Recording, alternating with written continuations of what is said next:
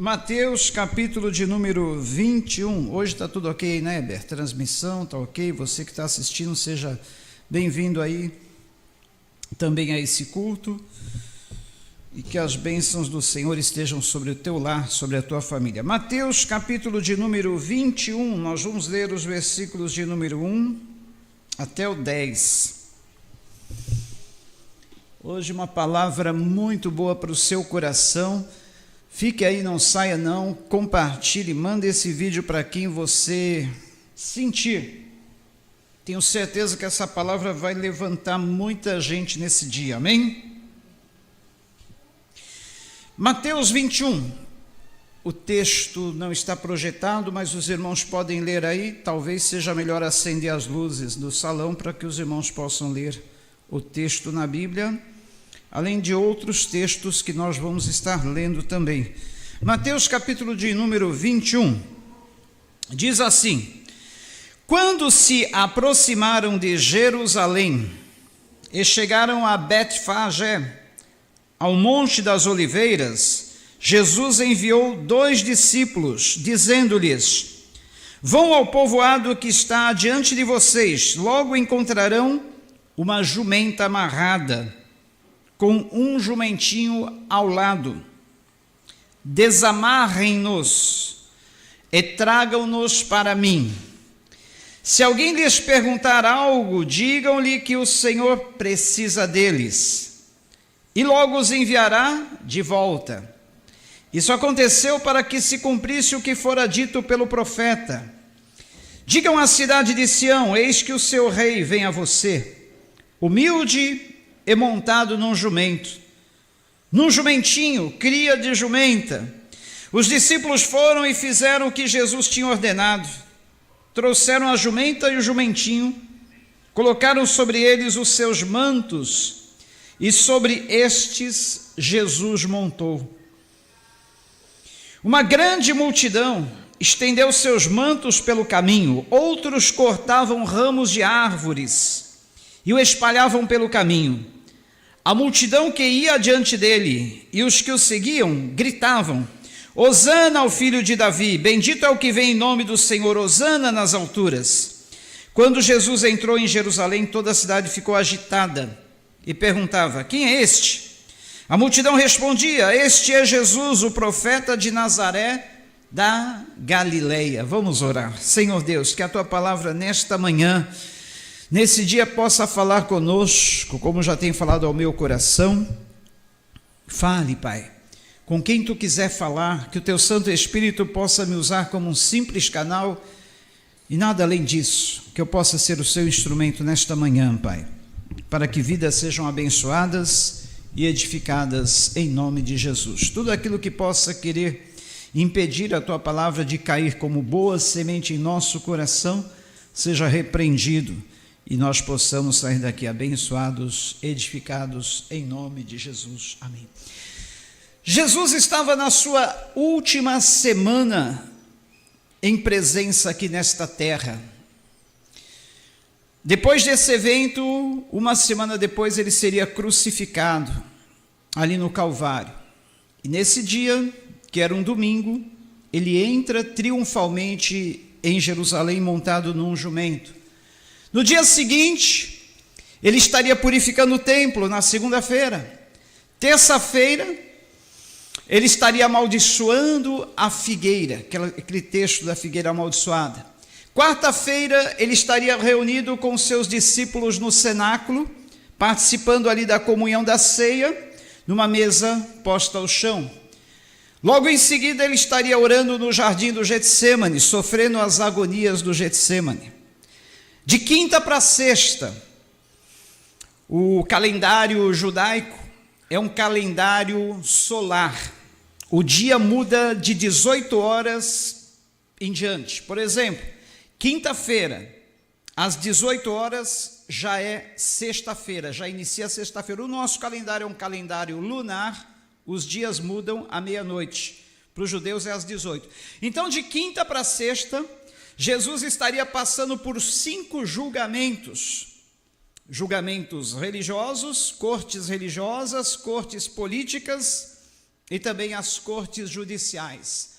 E estaria sofrendo todos aqueles flagelos, socos, bofetadas, cuspidas no rosto, chicotadas, pancadas na cabeça, coroado com coroa de espinho, colocado sobre ele um manto escarlate, e ele seria zombado de quinta para sexta, e na sexta aconteceria então a crucificação. Mas o que eu quero me deter é nesta entrada triunfal de Jesus em Jerusalém, a sua última entrada em Jerusalém. E um fato inusitado é que Jesus pede que os seus discípulos entrem na aldeia mais próxima, que estava perto de Betfagé, e tragam um jumentinho que estava amarrado ali. Olha só, o primeiro fato interessante que nós extraímos desse texto aqui, eu digo de passagem, um texto riquíssimo. Eu não lembro de ter pregado ainda nesse texto, apesar dele trazer para nós tantos fatos riquíssimos, tantas coisas para edificar a nossa vida. Nem sei porque eu não tinha pregado ainda nesse texto.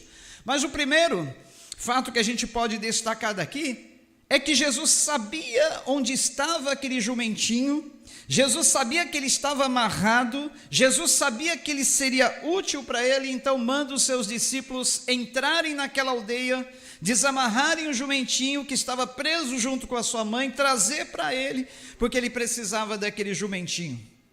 E por que Jesus ele quis entrar em Jerusalém montado num jumento? Tudo não é sem uma razão, tudo não é sem um porquê, tudo não é sem um motivo.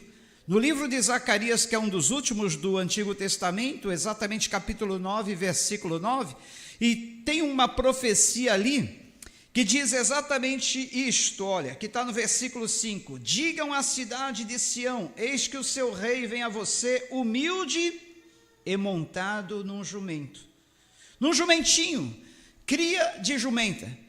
Esta profecia de Zacarias 9:9 é apenas uma das cerca de 300 profecias que existem no Antigo Testamento, contando detalhes, minúcias, detalhes bem precisos sobre fatos que aconteceriam com o advento do Messias, com a vinda de Jesus. E essa profecia se cumpre literalmente quando Jesus manda que seus discípulos entrem na aldeia, tragam um jumentinho para que ele pudesse montar sobre ele e entrar triunfalmente em Jerusalém, enquanto as pessoas estendiam sobre o chão seus mantos, suas capas e ramos de palmeiras, para que Jesus entrasse na cidade triunfalmente como um rei, porque Jesus é o rei. O Evangelho de Mateus apresenta Jesus como rei. Se o Evangelho de Marcos apresenta Jesus como servo, o Evangelho de Lucas apresenta Jesus como homem, o Evangelho de João apresenta Jesus como divindade,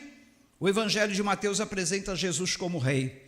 E exatamente nesse contexto aqui, Jesus entra na cidade triunfalmente como se fosse um rei sendo recebido por eles.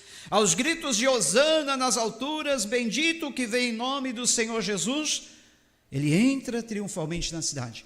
Detalhe, queridos, um jumento, nos dias de Jesus, como nos dias de hoje, é um animal usado para carregar o quê? Cargas, fardos. Jesus poderia ter entrado na cidade montado num cavalo, montado ou conduzido por uma carruagem. Não, Jesus quis entrar exatamente montado num jumentinho, em sinal de humildade.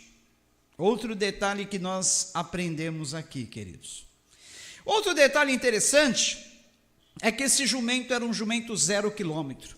Ninguém havia montado ele antes.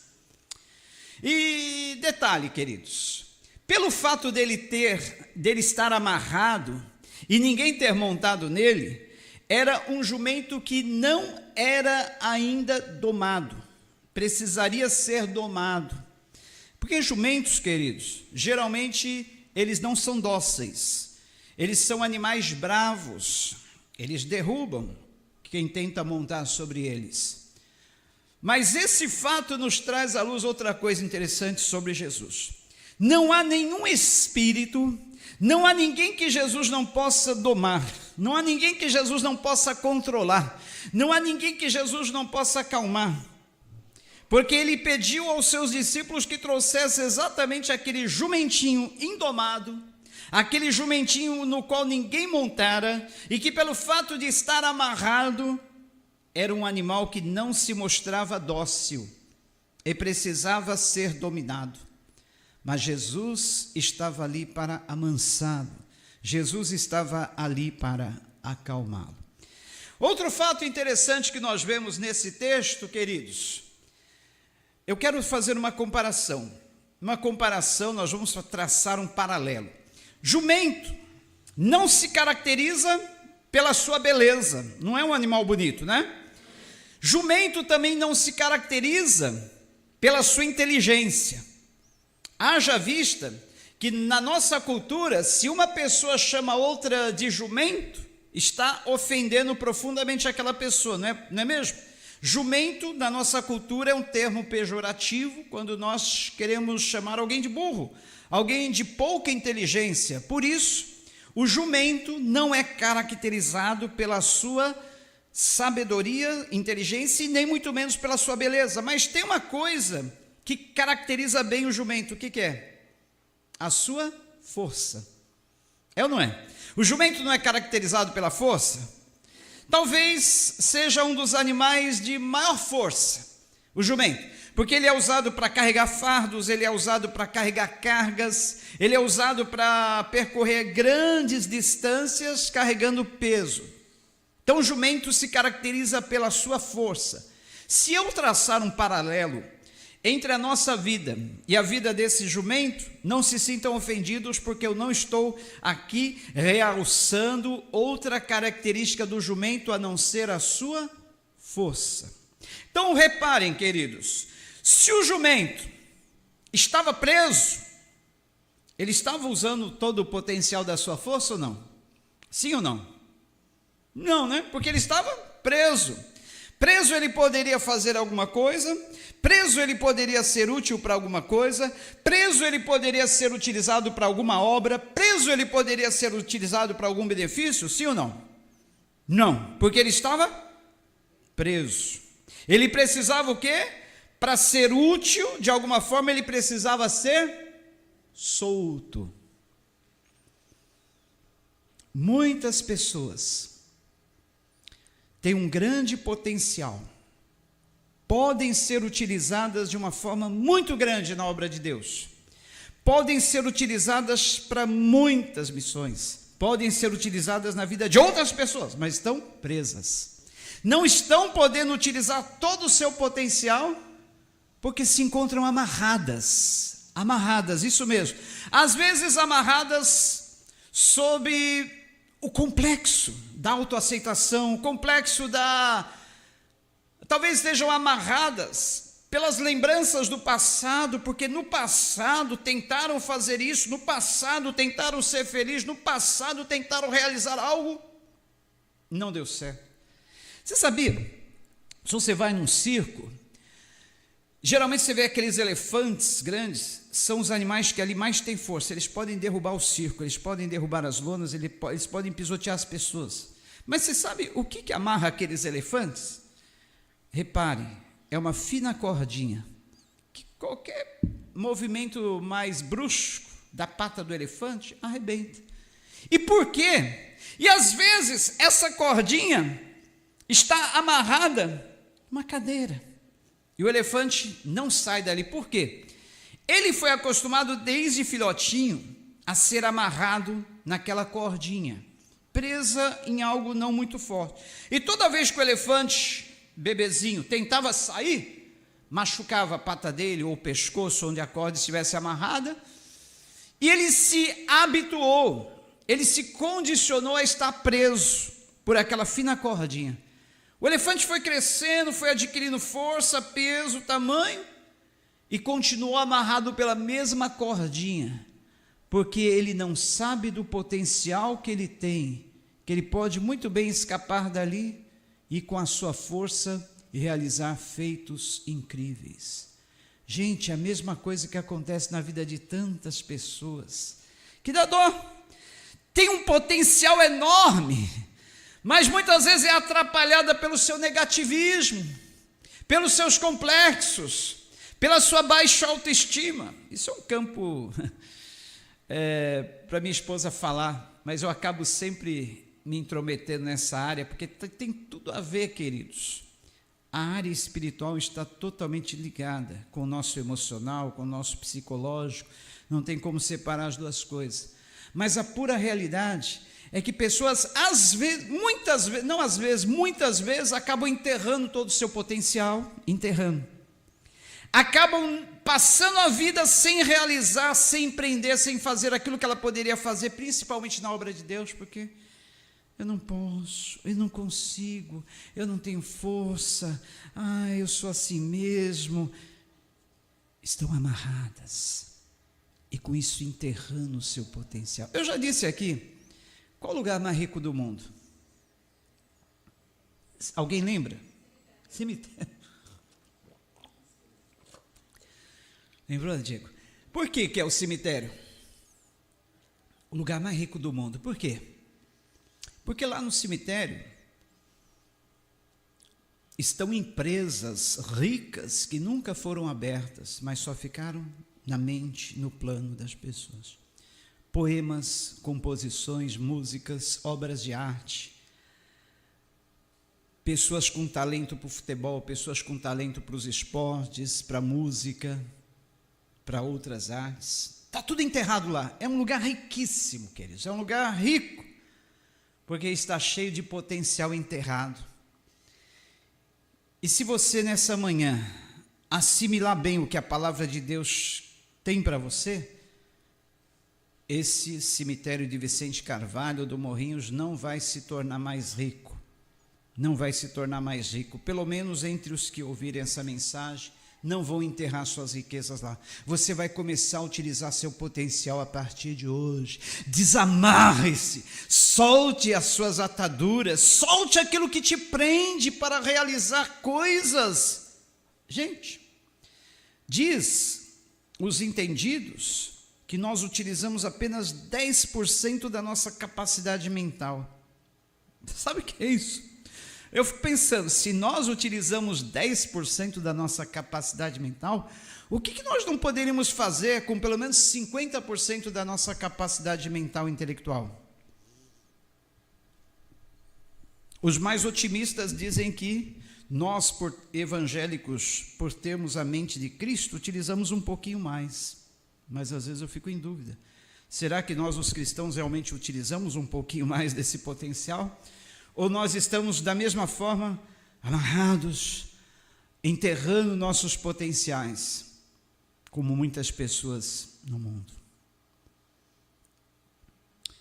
Repare, o recado de Jesus para os seus discípulos é: entrem na aldeia, percebam um jumentinho amarrado, desamarrem-no, trazei-o a mim, pois eu preciso dele.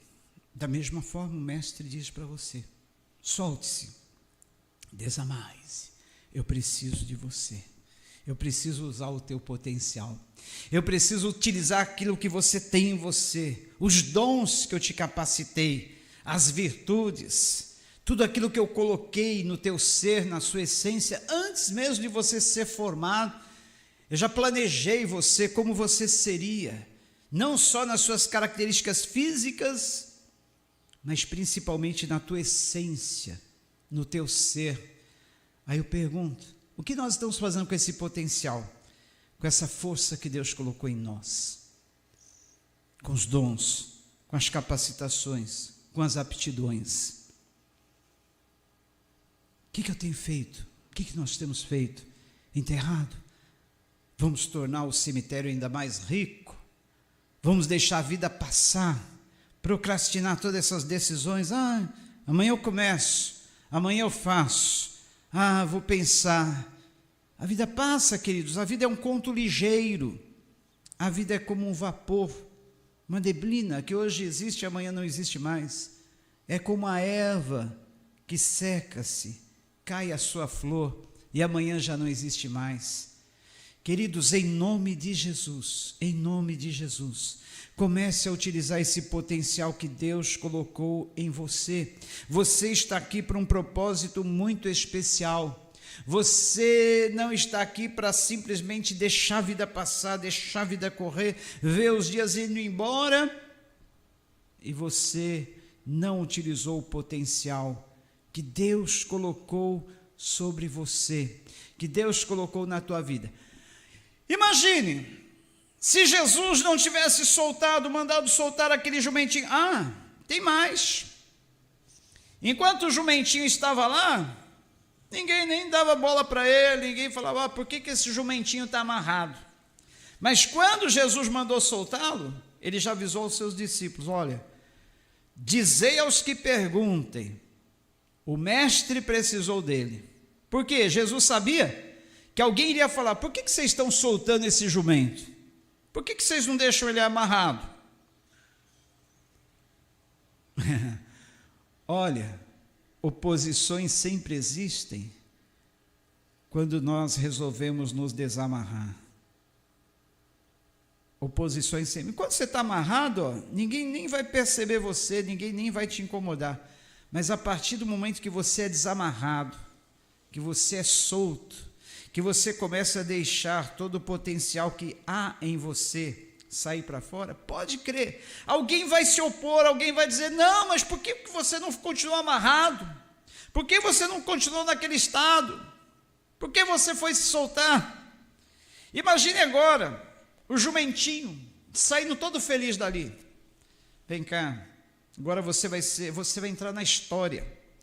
Passaram-se quase 2000 anos e nós estamos falando desse jumentinho. Quase 2000 anos. Que jumento famoso, hein? Esse é um jumento que virou celebridade. E imagine aquele jumento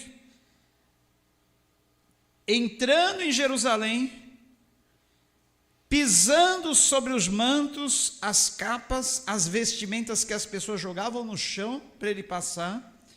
Imagine ele caminhando sobre aqueles ramos de palmeiras, ele todo felizão. Poxa, é o dia mais feliz da minha vida. Famoso da noite para o dia. Se naquele tempo existisse o celular, todo mundo ia estar filmando ele. Os holofotes estariam voltados para ele. E ele todo feliz. Imagine se o jumento falasse. Ele ia chegar em casa contando para os seus irmãos.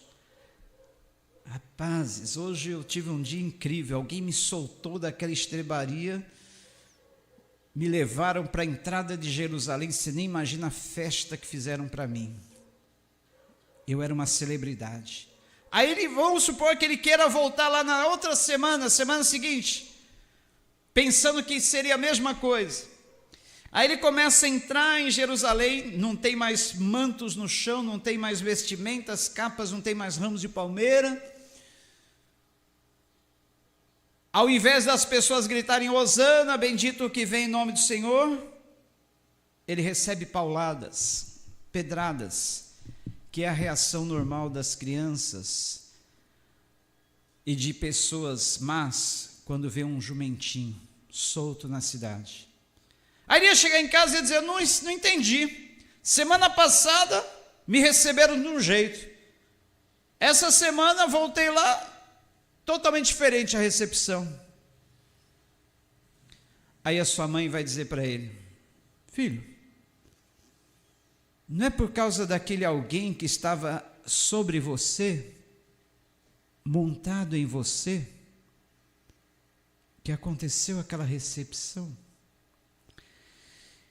Queridos, isso nos mostra uma coisa. Quando você for solto, solta, quando você for colocado em liberdade para utilizar todo o seu potencial, e que você estiver sendo usado, até sendo visto pelas pessoas, as pessoas vão dizer, que bênção, que maravilha, olha como Deus está usando. Lembre-se de uma coisa, não é você, é aquele que está sobre você, é aquele que está em você, é aquele que está te usando, que vai estar fazendo toda a diferença na sua vida. Não será nada por causa de você. Primeiro, porque se não fosse ele, nós jamais seríamos soltos. Se não fosse ele por ele, nós jamais poderíamos servi-lo. Se não fosse ele, por ele jamais poderíamos fazer a obra dele. Então é por ele. Quando você estiver totalmente solto, solta, usado por Deus, lembre-se que toda honra, toda glória, todo louvor pertence a ele. E é só por ele. Tem um texto interessante em Êxodo 13, 12, 13, lá no Antigo Testamento. Êxodo 13, Êxodo 13, 12 e 13, que diz assim, olha, eu vou ler o 11 também. Êxodo 13, 11, 12 e 13, diz assim: depois que o Senhor os fizer entrar na terra dos cananeus e entregá-los a vocês, como jurou a vocês e aos seus antepassados, separem para o Senhor o primeiro nascido de todo o ventre, o primogênito de todos os animais da sua criação. Todos os primeiros machos dos seus rebanhos pertencem ao Senhor. Resgatem com um cordeiro toda a primeira cria dos jumentos. Mas se não quiserem resgatá-la, quebrem-lhe o pescoço. Resgatem também todo o primogênito entre os seus filhos. Queridos, na lei judaica, o destino do jumento deveria ter o pescoço quebrado. Para nada serviria. Jumento não servia para comer, era um alimento impuro. Jumento não servia para outra coisa, não era também um animal doméstico. Não serviria para nada, a não ser ter o seu pescoço quebrado e enterrado. Mas, se houvesse um cordeiro para resgatar o jumento, ele seria resgatado e assim seria um animal útil. Entenderam ou não? Se nós somos comparados ao jumento pela nossa força, pela força que nós temos, o potencial, a capacidade que temos em nós, nós também só podemos ser alguma coisa se formos resgatados pelo Cordeiro. Captaram ou não? Então eu e você só somos alguma coisa porque nós fomos resgatados pelo Cordeiro, pelo sangue do Cordeiro. A Bíblia diz, o apóstolo Pedro escrevendo sua carta às igrejas, ele diz assim: pois não fostes resgatados por ouro nem prata, das vossas velhas maneiras, da vossa vã e vil maneira de viver, mas fostes resgatados pelo sangue precioso, como de um cordeiro, sem mácula, sem defeito. Então, queridos, se nesta manhã nós estamos sendo comparados ao jumento, pela nossa força, pela força que temos que nos desamarrar, que temos que nos soltar, nós só podemos ser alguma coisa, ter alguma utilidade para o Senhor, com Ele sobre nós, e se formos resgatados por Ele. E graças a Deus fomos resgatados, através do sangue vertido na cruz, fomos resgatados do nosso pecado, da nossa velha vã maneira de viver, e hoje nós somos salvos. Posso ouvir um aleluia, glória a Deus por isso? Aleluia, glória a Deus, nós somos resgatados, salvos. Não vamos estar fadados a ter o nosso pescoço quebrado, enterrados, sem valor. Somos valorizados, porque Cristo nos valoriza. E se Cristo nos valoriza, por que você não se valoriza? Gente, um dos complexos mais destruidores na vida das pessoas é o complexo de autoaceitação, de rejeição, baixo estima. A pessoa que se deprecia, ela passa a vida se depreciando, é enterrada depreciada, torna o cemitério um lugar ainda mais rico e não utiliza todo o potencial que ela tem na vida. A pessoa, de tanto se menosprezar, rebaixar, acaba não tendo a carreira que ela poderia ter na sua vida profissional, acaba não tendo a felicidade que ela poderia ter na sua vida sentimental, acaba não tendo todo o potencial dela utilizado, e principalmente ela nunca é utilizada na obra no reino de Deus. Por que o Senhor Jesus Cristo diz assim, olha, orai pelo Senhor da seara, que mande mais ceifeiros para a sua seara, porque a seara é grande, mas são poucos os ceifeiros. A minha filha Dani está empenhada nisso, de fazer todo mundo utilizar o seu potencial, todo mundo trabalhar na obra, mas é grande a dificuldade. Eu não posso porque eu não tenho jeito, eu não posso porque eu não sei, eu não posso porque eu não consigo, eu não posso porque... A pessoa até traz algumas desculpas, mas na verdade é a falta de confiança que Deus pode utilizar todo o seu potencial, ainda que você não se sinta capacitado. Te contar uma coisa, se você não se sente capacitado ou capacitada, parabéns, você está capacitado. Que o primeiro indício para uma pessoa ser utilizada por Deus é, eu não me sinto capacitado. Foi assim com Jeremias.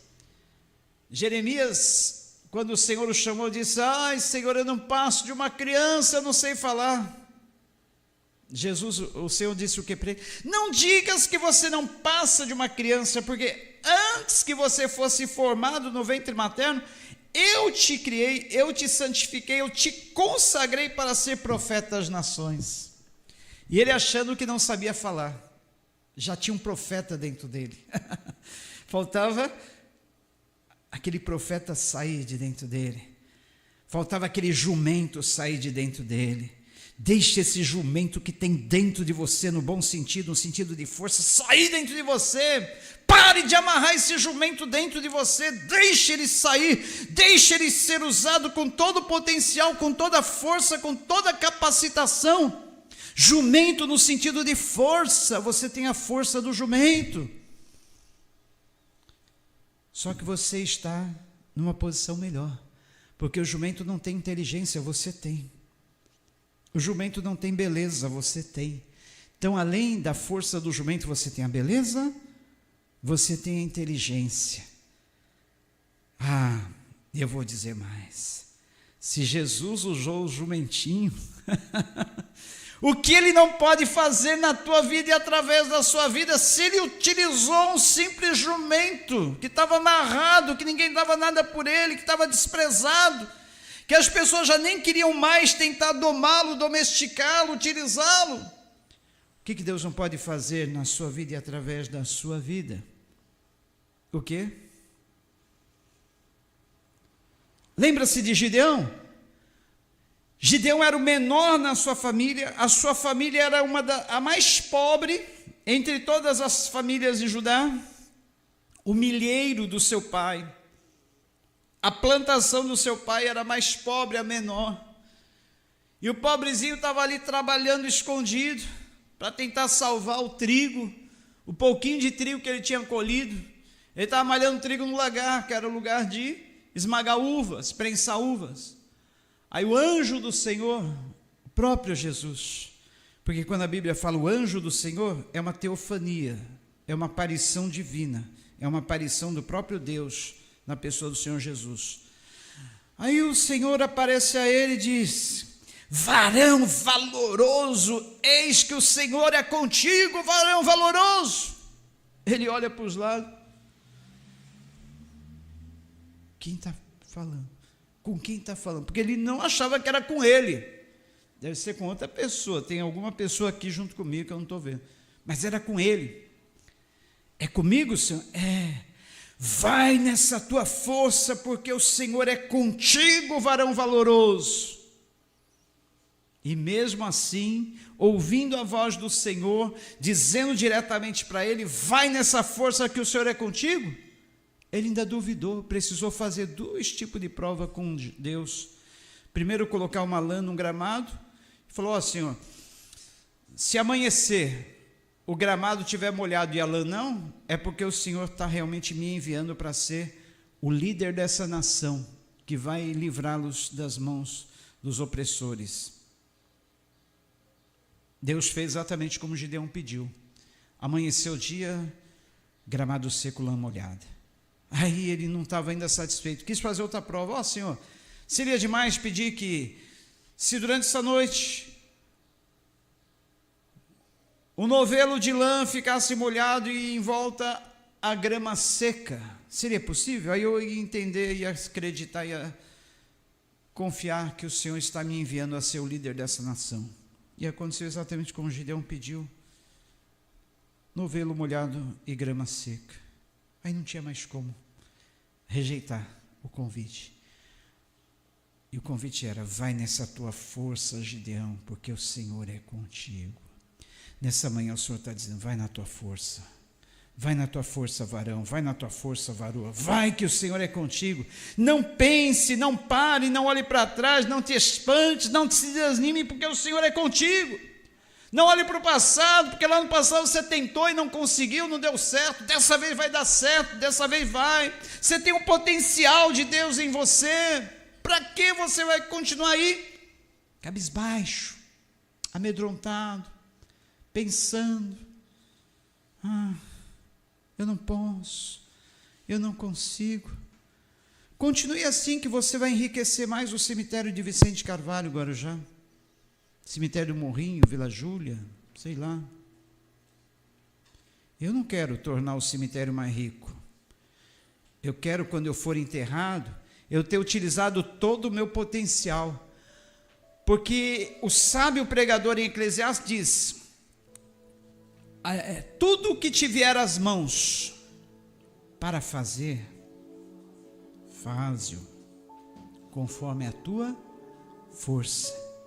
Porque lá para a sepultura onde tu vais, não tem obras. Não tem obra alguma. Você não vai poder realizar nada. Tudo o que te vier à mão para fazer, faze-o conforme a tua força. É conforme a tua força. Talvez Deus vai começar a te usar numa obra pequena, porque você ainda está aperfeiçoando a tua força. Foi assim comigo. Só que eu já era ao contrário. Logo que eu me converti, eu já queria ser líder. Eu achava que eu tinha já potencial. Eu queria pregar. Eu queria fazer grandes obras. Aí sabe o que me colocavam para fazer? Jonas, você vai ser o porteiro lá do culto da mocidade. Amém, Jesus. Jonas, você vai trabalhar na recepção, você vai trabalhar entregando folheto. E eu ia com toda alegria. Jonas, você vai trabalhar na limpeza. Amém. Jonas, você vai trabalhar carregando peso. Amém. E eu fazia com alegria. Não demorou muito. Eu falava: Jonas, agora você vai pregar. Agora você vai ensinar. Agora você vai liderar. Porque, queridos, o princípio da autoridade é essa. Eu só posso ter autoridade se eu estiver sob autoridade. Eu só posso ter autoridade de vocês se eu estiver sob a autoridade do Senhor.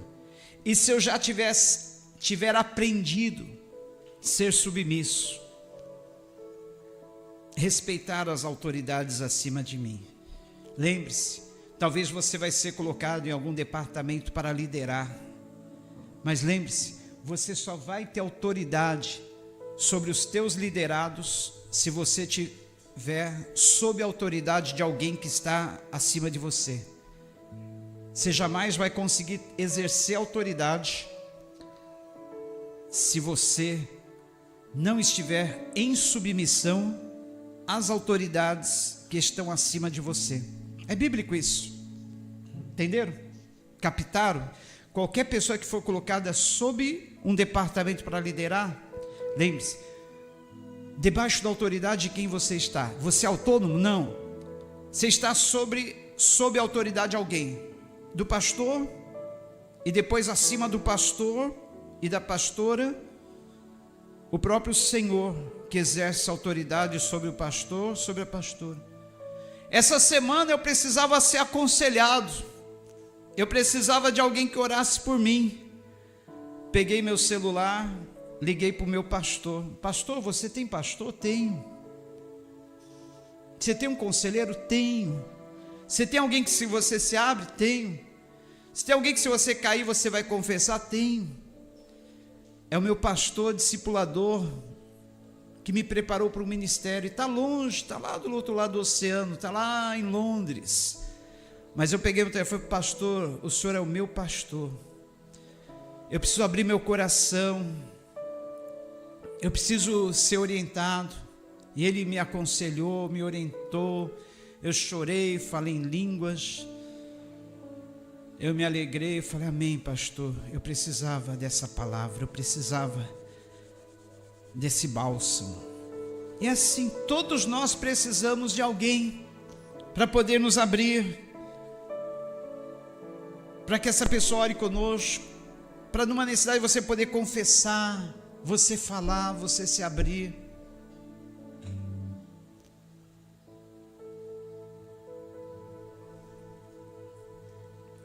E eu estou sob a autoridade dele. Porque ele falava: você está errado, pastor. Não, não pode ser assim. Eu ia acatar.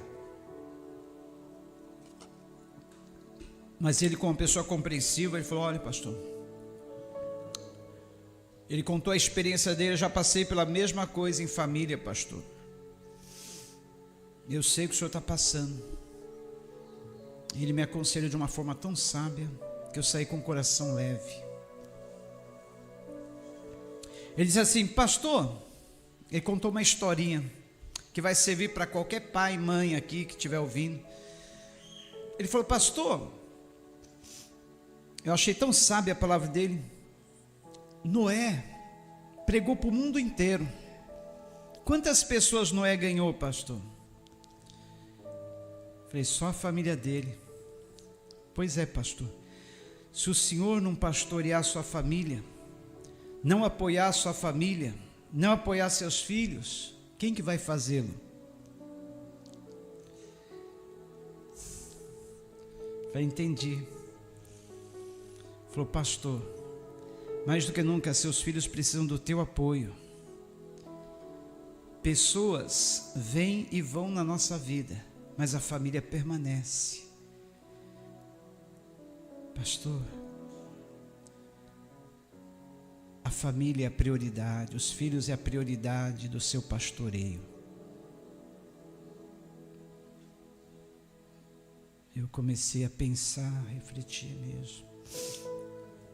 Às vezes a gente quer ganhar o mundo inteiro, pessoas, ter uma igreja cheia, conquistar as pessoas, mas nisso muitos pastores por aí, obreiros, estão se descuidando da família. A família é o principal, e principalmente os filhos que precisam do nosso pastoreio. Aí ele contou um testemunho sobre a vida dele, pastor Paulo Roberto, que lá de Londres, o qual nós visitamos e que já veio aqui. Ele contou essa pregação numa reunião de pastores, muitos pastores, e todos lá, aleluia, glória a Deus, é isso que nós precisamos ouvir.